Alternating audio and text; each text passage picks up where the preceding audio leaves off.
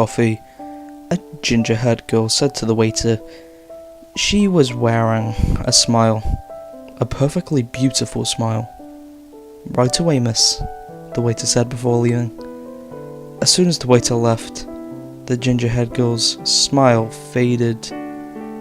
She stared at the table in front of her. Despite wearing 4 layers of clothes, she was still very cold.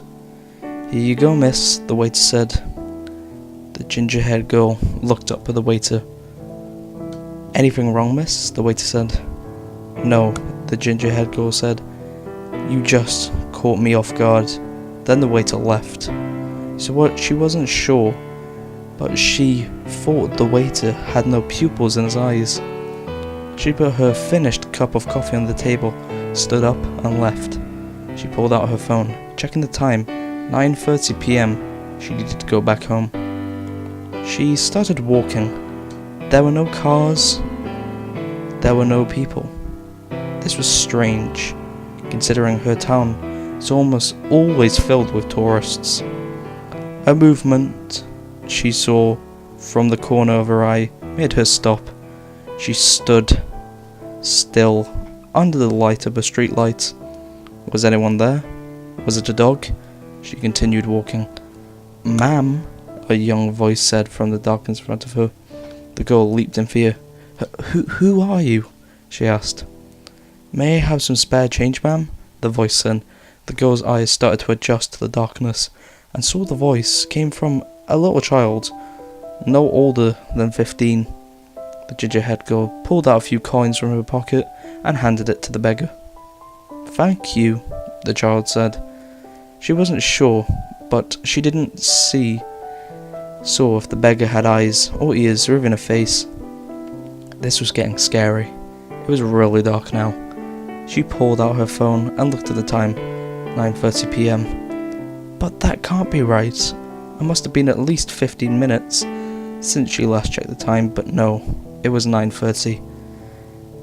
This was getting really scary. She locked the door and ran to her room. She was scared. What was happening? First, it was the waiter. Second, it was the beggar. And third, an old woman.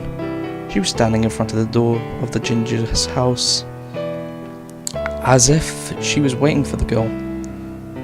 But the girl had no idea who this woman was. "Hello," the woman said, and the ginger, scared to peek, ran outside.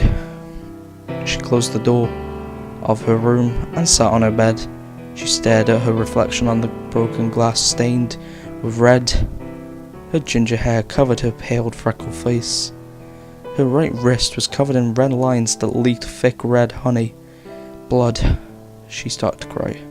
She was afraid, sad and alone. Knock, knock. What was that? She lived alone, all by herself. She locked the front door. Who was there? Knock, knock. "Anything wrong, miss? Do you have any spare change, ma'am? Hello?" She was scared. She heard those 3 sentences today. Blue and red lights flashed everywhere around the ginger's house. Crowds of people were being pushed back by the police. "Caution, do not enter," was taped all around the house. "So why'd she die?" the policewoman asked the detective. "She was diagnosed with severe clinical depression. Then it got too severe. She started hallucinating, seeing things," the detective replied. "I'm guessing she cut herself a lot, and it just got too much," she cracked. "She stabbed herself with the nearest sharp object she could find," the detective said, pointing out to a piece of broken glass on her heart. The broken piece of glass was stained red, and so was the floor.